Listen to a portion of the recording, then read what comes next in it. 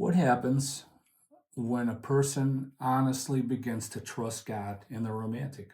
Um, I don't know. Ah, Does you it don't get know. scary? It's a loaded question. It's a loaded question.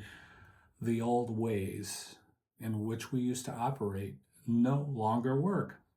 Wow, they don't even work. They don't work anymore. Wow.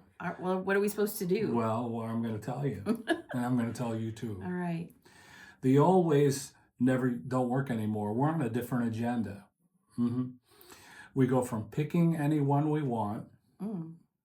walking down the street saying, "Hey, there's a lady that I would like to get to know, that I'm interested in." That doesn't work anymore just on a surface level. We go from that to God leading us to specifically one person. Yeah, because the old way was there's lots of ladies you probably have interest in Mm. and would like to get to Lots know. of fish in the sea. Lots of fish in the sea. Mhm. But you said, what happens when you really trust God in the romantic? He leads you to one. He leads you to one. God will shift your circumstances. The old ways of seeking out who you want will dry up. That may seem frustrating at first, Yes. but it's really for our protection. And sometimes I think we get into like self-loathing or what do they call it these days? Navel gazing. I'm trying to figure out Wow. what's wrong with us. So, if you're fat, it's easy to see your navel. Sorry. Whatever. I'm not sorry. I'm fat, so my navel. Okay, we're going to move along. Yeah, he changes our circumstances. The old ways that we may have operated before trusting him, they don't work anymore. He Right. won't let them work. Yeah.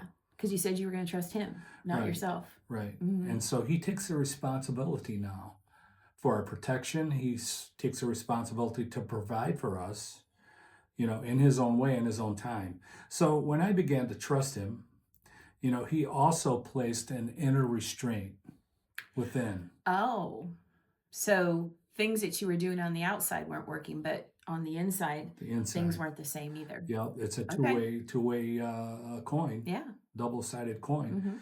Hmm. What does that mean? Although many girls were attractive, Yeah. and they still are. Attraction never stops. Nope. You can be attracted to a married person, to a million people. Hmm. So what? It's about what you do with the So what? attraction. Yeah, I mean, so what? Yeah. Um, although there were attractions, you know what? That was never enough For you, for because me. the innards changed. Yes, The because inward man was new. he was doing something inside as well as outward. I love that. So attraction alone was no longer leading you. hmm Very cool. It was never enough. I couldn't move because faith was missing until God gave what? Revelation. Revelation. Revelation. Revelation Yep. on who she was. Hmm. Another change is I began to grow content in being single. Mm. Wow. What There's a a lot of reward. you people that need that. Would like to know how to get it. Yeah, Yep. absolutely. Mhm. We have to learn to be content because we don't come that way naturally. Yeah. You don't just open a new baby up and the baby's content. Mm-mm. You have to learn to be content with the ultimate gift, and that is who? Jesus alone. Jesus. Jesus first, Jesus hmm foremost, and Jesus alone.